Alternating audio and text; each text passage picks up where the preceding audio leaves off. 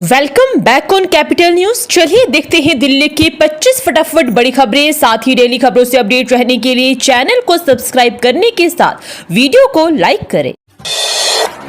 दिल्ली के गरीब लोगों को पक्का मकान देगी रेखा सरकार। 15 जनवरी तक पूरे होंगे मरम्मत का काम। झुग्गी बस्तियों में रहने वालों को पक्का आवास उपलब्ध कराने के लिए जवाहरलाल नेहरू राष्ट्रीय शहरी नवीनीकरण मिशन के अंतर्गत वर्ष 2008 से राजधानी में 14 स्थानों पर 52,584 फ्लैटों की योजना बनाई गई। इनमें से मात्र 4,833 फ्लैट की आवंटित किए गए हैं। आवंटित नहीं होने के कारण इनमें से अधिकांश जर्जर हो गए हैं। दिल्ली की भाजपा सरकार ने इनकी मरम्मत कर पात्र लोगों को आवंटित करने की योजना तैयार की है। दिल्ली शहरी आश्रय सुधार बोर्ड की बैठक में रेखा गुप्ता ने सावदा घेवर क्षेत्र में स्थित 2,416 तैयार फ्लैटों की मरम्मत कार्य 15 जनवरी तक पूरा करने का निर्देश दिया है। सुल्तानपुरी, द्वारका तथा भलसवा में गरीबों के लिए बने फ्लैट का भी मरम्मत कार्य शीघ्र पूरा करने को कहा गया है। इनमें बिजली, पानी, सफाई व अन्य आवश्यक सुविधाएं उपलब्ध कराने का भी निर्देश दिया गया है, जिससे कि शीघ्र गरीबों को फ्लैट आवंटित किए जा सके। दिल्ली को बिना किसी रुकावट के मिलती रहेगी बिजली। सर्दी में 6,000 मेगावाट तक पहुंच सकती है मांग। सर्दी के साथ ही बिजली की मांग भी बढ़ने लगी है। पिछले वर्ष सर्दी के मौसम में अधिकतम मांग 5,655 मेगावाट तक पहुंची थी। इस बार यह बढ़कर 6,000 मेगावाट तक पहुंच सकती है। इसे ध्यान में रखकर बिजली वितरण कंपनियां ने अपनी तैयारियां शुरू कर दी है। नेटवर्क में सुधार करने के साथ ही बिजली की उपलब्धता सुनिश्चित की जा रही है। डिस्कॉम अधिकारियों का कहना है कि अत्याधुनिक तकनीक माध्यम से बिजली की मांग का अनुमान लगाया जाता है। दिल्ली में बिजली की मांग में उतार चढ़ाव में मौसम की बड़ी भूमिका होती है, इसलिए बिजली की मांग का अनुमान लगाने में मौसम पूर्वानुमान का भी उपयोग किया जाता है। बिजली की मांग का सटीक अनुमान लगाने के लिए आर्टिफिशियल इंटेलिजेंस और मशीन लर्निंग की भी मदद ली जा रही है। दिल्ली के स्कूलों में सभी आउटडोर एक्टिविटीज पर लगी रोक। बढ़ते प्रदूषण को लेकर सरकार का बड़ा फैसला। दिल्ली शहर में बढ़ते वायु प्रदूषण के कारण दिल्ली सरकार ने स्कूलों में आउटडोर गतिविधियों पर रोक लगा दी है। वायु गुणवत्ता सूचकांक 400 से पार जाने और सुप्रीम कोर्ट की चिंता के बाद यह फैसला लिया गया है। 19 नवंबर 2025 को हुई बैठक में बच्चों के स्वास्थ्य को प्राथमिकता देते हुए यह निर्णय लिया गया। शिक्षा निदेशालय ने आदेश का उल्लंघन करने पर सख्त कार्रवाई की चेतावनी दी है। दिल्ली सरकार ने नवंबर-दिसंबर के सभी स्पोर्ट्स इवेंट को स्थगित करने के दिए आदेश। प्रदूषण को लेकर लिया फैसला। दिल्ली में बढ़ते प्रदूषण के कारण दिल्ली सरकार ने नवंबर और दिसंबर में होने वाले सभी शारीरिक और खेल आयोजन को रद्द करने का आदेश दिया है। यह फैसला commission for air quality management की सलाह के बाद लिया गया है। सरकार का कहना है कि बच्चों और खिलाड़ियों के स्वास्थ्य को खतरे में नहीं डाला जा सकता है। यह आदेश सभी सरकारी, निजी और सहायता प्राप्त स्कूलों के साथ साथ खेल संघों पर भी लागू होगा। सफाई व्यवस्था पर उठे सवाल तो फूटा सीएम रेखा गुप्ता का गुस्सा। एमसीडी के लापरवाही अधिकारियों की लगाई क्लास। दिल्ली के मध्य, दक्षिणी और पश्चिमी जोन में विशेष तौर पर सफाई व्यवस्था को लेकर सवाल उठ रहे हैं। ना तो यहाँ पर कूड़ा उठाने के लिए पर्याप्त संख्या में वाहन उपलब्ध है और ना ही मशीनरी व्यवस्था पर चल रही है। ऐसे में सफाई की खराब होती व्यवस्था पर सीएम रेखा गुप्ता ने नाराजगी जताई है। साथ ही उन्होंने चेतावनी दी कि लापरवाही अधिकारियों के खिलाफ सख्त कार्रवाई की जाएगी। सीएम, निगम व दिल्ली सरकार कार्य के अधिकारी व महापौर राज इकबाल सिंह के साथ सफाई व्यवस्था को लेकर समीक्षा बैठक कर रही थी। गंगा एक्सप्रेसवे बनकर तैयार। उद्घाटन से पहले ट्रायल का इंतजार। 594 किलोमीटर की दूरी 6 घंटे में होगी पूरी। मेरठ से प्रयागराज तक गंगा एक्सप्रेसवे का काम लगभग पूरा हो चुका है। एक्सप्रेसवे के तीसरे खंड में उन्नाव हल्द्वानी सेक्शन में मात्र 6% कार्य शेष रह गया है। बाकी मेरठ, बदायूं सहित पूरे एक्सप्रेसवे फराटे भरने के लिए तैयार है। मेरठ से प्रयागराज तक के 594 किलोमीटर लंबे एक्सप्रेसवे पर कुल 1498 बड़े स्ट्रक्चर है। इनमें 1497 स्ट्रक्चर का कार्य पूरा हो गया है। मेरठ से बदायूं तक के प्रथम सेक्टर में 129 किलोमीटर की लंबाई में कुल बड़े 322 स्ट्रक्चर है। इनमें सिंभावली सहित सभी कार्य पूरा हो चुका है।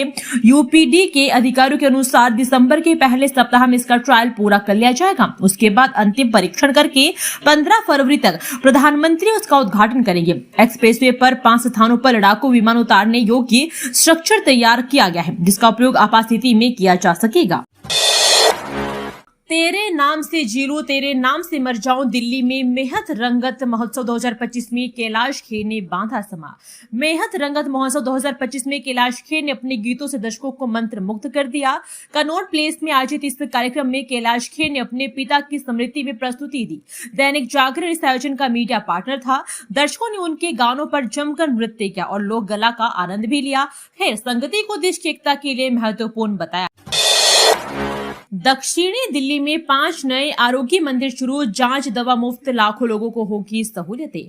पुल प्रहलादपुर गांव बदरपुर में दिल्ली नगर निगम की डिस्पेंसरी, राजपुर पहाड़ी जेतपुर व प्राइमरी स्कूल के निकट एवं मीठापुर विस्तार में महाराणा प्रताप कम्युनिटी सेंटर में बनाए गई 5 आयुष्मान आरोग्य मंदिरों का शुक्रवार को शुभारंभ हुआ। इन केंद्रों पर लोगों को जांच और दवा मुफ्त उपलब्ध कराई जा रही है। नए आरोग्य मंदिरों की शुरुआत करते हुए दक्षिणी दिल्ली सांसद रामवीर सिंह भदौड़ी ने कहा कि इससे क्षेत्र के लाखों निवासियों को वर्ल्ड क्लास स्वास्थ्य सुविधाएं मिलेगी।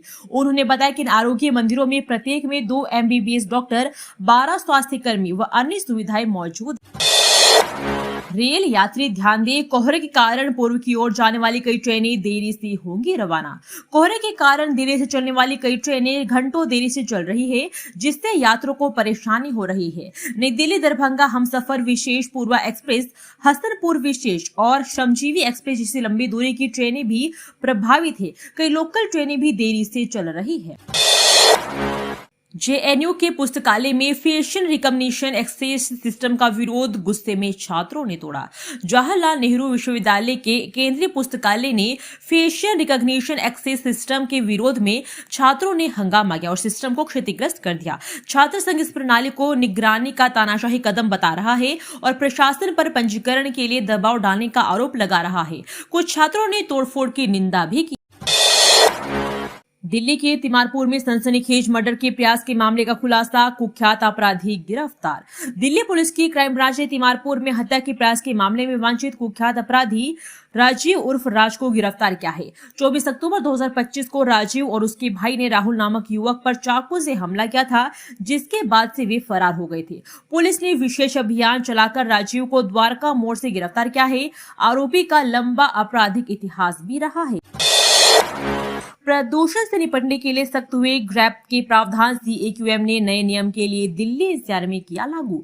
दिल्ली NCR में प्रदूषण से निपटने के लिए ग्रेडेड रिस्पांस एक्शन प्लान को और सख्त कर दिया गया है। वायु गुणवत्ता प्रबंधन आयोग ने 21 नवंबर को ग्रैब के नियमों में बदलाव किए ताकि हवा की गुणवत्ता और खराब होने से पहले ही सख्त कदम उठाए जा सके। नए नियम के मुताबिक अब जो उपाय पहले ग्रैब 2 में लागू होते थे, उन्हें स्टेज 1 से ही शुरू करना होगा। इससे प्रदूषण को जल्दी काबू करने में मदद मिलेगी। फैसला 20 नवंबर को सभी संबंधित विभागों और विशेषज्ञों के साथ बैठक के बाद लिया गया। नया संशोधित ग्रैब तुरंत प्रभाव से पूरे दिल्ली NCR में लागू हो गया है। पाकिस्तान के एक और साजिश नाकाम, दिल्ली पुलिस ने पकड़ा हथियारों का जखीरा, 4 आरोपी गिरफ्तार। दिल्ली पुलिस की क्राइम ब्रांच ने अंतर्राष्ट्रीय हथियार सिंडिकेट का खुलासा करते हुए गिरोह के 4 सदस्यों को गिरफ्तार किया है। यह सिंडिकेट पाकिस्तान से ड्रोन के जरिए भारत में चाइनीज और तुर्की मेड पिस्टल बंगवा कुख्यात गैंगस्टरों के गिरोह को आपूर्ति करता था। दिल्ली पुलिस के मुताबिक पाकिस्तानी ISI से जुड़ी इंटरनेशनल हथियार तस्करी गैंग के 4 आरोपियों की पहचान अजय, मनदीप, दलविंदर और रोहन के तौर पर हुई है। यह गैंग पाकिस्तान के रास्ते भारत में तुर्की और चीन में बनी महंगी पिस्तौलें सप्लाई कर रहा था। हथियार पाकिस्तान से ड्रोन के जरिए पंजाब में गिराए जाते थे और फिर उन्हें दोबारा बेच दिया जाता था। गुरुग्राम में कार सवार 15 साल के किशोर ने 7 वर्षीय बच्चे को रौंदा, 20 मीटर तक घसीटा, मौके पर हुई मौत। गुरुग्राम के भोंडसी इलाके में एक 15 वर्षीय किशोर ने तेज रफ्तार कार से 7 साल के बच्चे को कुचल दिया, जिससे उसकी तत्काल मौत हो गई। बच्चा बोनट में फंस गया और उसे 20 मीटर तक घसीटा गया। स्थानीय लोगों ने किशोर को पकड़कर पुलिस को सौंप दिया है। मृतक युहान अश्विनी कुमार का बेटा, जो घर के बाहर खेल रहा था। पुलिस मामले की जांच कर रही है। 5 लाख में खरीदी AK-47 डीप फ्रीजर में रखे विस्फोटक, दिल्ली ब्लास्ट को लेकर कई खुलासे। दिल्ली में लाल किला मेट्रो स्टेशन के पास 10 नवंबर को कार ब्लास्ट कर गए आत्मघाती हमले की जांच कर रही खुफिया एजेंसियों को कुछ अहम और नए सुराग मिले हैं, जो एक बड़े अंतर्राष्ट्रीय आतंकी network, multi layer handler chain और कई हमलों की तैयारी की और इशारा करते हैं। इस आतंकी हमले में 15 लोगों की मौत हुई और कई लोग घायल भी हो गए हैं। विस्फोटकों से भरी कार चला रहा फिदाइन डॉक्टर उमर नबी इस हमले में मारा गया। वहीं इस मामले में 4 मुख्य आरोपी डॉक्टर मुजमिल शकीर गई, डॉक्टर आदिल अहमद राथर, डॉक्टर शहीन सईद और मुफ्ती इरफान अहमद वाग्या को राष्ट्रीय जांच एजेंसी ने गिरफ्तार किया। दिल्ली में इसी माह शुरू होंगे 70 नए आरोग्य आयुष्मान मंदिर। सरकारी अस्पतालों में लगेगी 230 रेडियोलॉजी मशीनें। दिल्ली सरकार ने सरकारी अस्पतालों में डायग्नोस्टिक्स सेवाओं को बेहतर बनाने के लिए 230 से ज्यादा नई रेडियोलॉजी मशीनें लगाने का निर्णय लिया है, जिनमें सीटी स्कैन, एमआरआई और अल्ट्रासाउंड मशीनें शामिल हैं। ये मशीनें पीपीपी मॉडल के तहत लगाई जाएगी। स्वास्थ्य मंत्री ने कहा कि इससे मरीजों को जांच के लिए लंबा इंतजार नहीं करना पड़ेगा। सरकार 70 नए आरोग्य आयुष्मान मंदिर भी शुरू करेगी, जिससे स्वास्थ्य सेवाओं में सुधार हो। दिल्ली में कांग्रेस को झटका, पूर्व मंत्री ने थामा आम आदमी पार्टी का दामन। दिल्ली सरकार के पूर्व मंत्री असीम अहमद खान कांग्रेस छोड़कर आम आदमी पार्टी में शामिल हो गए हैं। आप के दिल्ली प्रदेश संयोजक सौरभ भारद्वाज ने उन्हें पार्टी में शामिल करवाया। उन्होंने कहा कि वर्ष 2015 में तत्कालीन मुख्यमंत्री अरविंद केजरीवाल की एक शिकायत पर उन्हें मंत्री पद से हटाकर सीबीआई जांच की सिफारिश की थी। सीबीआई जांच में क्लीन चिट और कोर्ट से बाइज्जत बरी होने पर पार्टी ने उन्हें अपने परिवार में शामिल किया है। बता दें, असीम अहमद खान केजरीवाल सरकार में खाद्य और नागरिक आपूर्ति मंत्री रहे थे। उन्हें 2015 में भ्रष्टाचार मामले में मुख्यमंत्री द्वारा सीबीआई जांच की सिफारिश के बाद मंत्रिमंडल से हटा दिया गया था। 350वें बलिदान दिवस कार्यक्रम में शामिल होंगे पीएम मोदी और गृह मंत्री अमित शाह। लाल किला मैदान में तैयारियां हुई पूरी। श्री गुरु तेग बहादुर साहिब जी और उनके सहयोगी भाई मतीदास, भाई सतीदास और भाई दयाला जी के 350वें बलिदान दिवस को समर्पित कार्यक्रम पूरे दिल्ली में आयोजित किए जा रहे हैं। इसको लेकर संगत में उत्साह है। दिल्ली सिख गुरुद्वारा प्रबंधक कमेटी के सहयोग से अलग अलग गुरुद्वारों में कार्यक्रम हो रहे हैं। लाल किला मैदान में 23 से 25 नवंबर तक आयोजित होने वाले मुख्य कार्यक्रम में प्रधानमंत्री नरेंद्र मोदी, गृह मंत्री अमित शाह सहित अन्य मंत्री शामिल होंगे। लाल किला मैदान में 19 नवंबर से बलिदान दिवस को समर्पित कार्यक्रम शुरू हो गए हैं। शाम के समय लाइट एंड साउंड शो आयोजित हो रहा है। बच्चे गुरबानी का गुणगान कर रहे हैं। अखाड़ा जत्थे अपनी कला का प्रदर्शन कर रहे हैं। अल फलाह चांसलर जवाद की मुश्किलें बढ़ी। ईडी ने 12 खातों की जांच तेज की, करीबियों से पूछताछ। लाल किले के सामने आतंकी हमले को लेकर ईडी की गिरफ्त में आए अल फलाह यूनिवर्सिटी के चांसलर जवाद अहमद सिद्दीकी की मुश्किलें बढ़ती जा रही है। फाइनेंशियल इंटेलिजेंस यूनिट की रिपोर्ट के मुताबिक अल फलाह चैरिटेबल ट्रस्ट और इससे जुड़े ट्रस्टियों के खातों में 2005 से 2019 के बीच करीब 194.75 करोड़ रुपए के लेन देन की बात सामने आई है। पुस्तक प्रकाशन और कंस्ट्रक्शन के नाम पर भी बीते वर्षों में करोड़ों रुपए विदेशों से दान में लिए गए हैं। ऐसे में ईडी ट्रस्ट से जुड़े 12 अकाउंट की जांच करने के साथ ही जवाद के 5 करीबियों से पूछताछ भी कर रही है। फरीदाबाद में महिलाओं को नकली नोटों की गड्डी का लालच देकर ठगने लगे बदमाश दबोचे, हथियार भी मिले। द्वारका जिला पुलिस की स्पेशल स्टाफ टीम ने महिलाओं को नकली नोटों की गड्डी दिखाकर उनके सोने चांदी के गहने ठगने वालों 2 शातिर बदमाशों को धर दबोचा है। दोनों के पास 2 पिस्टल, 2 जिंदा कारतूस, ठगे हुए गहने और नकली नोटों की गड्डी भी बरामद की गई है। गिरफ्तार आरोपित अनिल सुल्तानपुरी थाना का बीसी है। नशे का आदि शख्स पर 18 से ज्यादा आपराधिक मामले दर्ज, लूट, चोरी, हत्या प्रयास, अवैध हथियार आदि है। दूसरे आरोपित का नाम सूरज है। यह भी नशे का आदी है। सूरज पर अभी तक कोई पुराना केस नहीं है, लेकिन अनिल के साथ मिलकर अपराध कर रहा था। मामले में आगे की जांच जारी है। भारत मंडप युवा कलाकारों ने लोक नृत्य में डाली नई जान। एक तरफ जहां जेनजी युवा आर्टिफिशियल इंटेलिजेंस और इंटरनेट मीडिया की रफ्तार से दुनिया नाप रहे हैं, वहीं दूसरी ओर ये जुनूनी कलाकार अपने दशकों को पुरानी पारंपरिक लोक नृत्यों को एक आधुनिक और नई पहचान दिलाने के लिए भी संघर्ष कर रहे हैं। भारत मंडप ने चल रहे अंतर्राष्ट्रीय व्यापार मेले में दिखने वाले साधारण से चेहरे की हकीकत जान लोग हैरान हो रहे हैं। जो दिन के खेल में मैदान पर गोल दागते हैं, स्टूडियो में नृत्य की बारीकियों उसको समझते हैं और कॉलेज की कक्षाओं में नए शोध कर रहे हैं, वे अपने निजी जिम्मेदारियों को संभालने के साथ ही राष्ट्रीय और अंतर्राष्ट्रीय मंच पर जाकर अपने राज्य की सांस्कृतिक विरासत का ऐसा जादू बिखेर रहे हैं कि दर्शक इनके साथ झूमने को मजबूर हो रहे हैं। शाहीन बाग में पार्क की जमीन पर विधायक के अतिक्रमण का मामला पहुंचा HCMGC से रिपोर्ट तलब। शाहीन बाग के अलामा शिबली नोमामी रोड स्थित सार्वजनिक पार्क की जमीन पर विधायक अमनतुल्लाह के कब्जे को लेकर कोर्ट ने MCD को नोटिस कर जवाब मांगा है। सामाजिक कार्यकर्ता ने कब्जे को लेकर मुख्यमंत्री रेखा गुप्ता से शिकायत की थी, साथ ही हाईकोर्ट में PIL भी दाखिल की। कोर्ट ने मामले का संज्ञान लेते हुए 7 जनवरी 2026 को सुनवाई के लिए लिस्ट की है। ओखला हेड से लेकर कालिंदी कुंज रोड तक अलामा शिवाली नौमामी सड़क है। शाहीन बाग थाने के आगे इसकी एक तरफ जहां आबादी है, वहीं दाहिनी ओर सिंचाई एवं बाढ़ नियंत्रण विभाग की जमीन है, जिसके बीच से होकर नाला गुजरा है। सड़क और सिंचाई विभाग की जमीन के बीच करीब 30 फीट चौड़ाई और 600 मीटर लंबाई में एमसीडी की जमीन।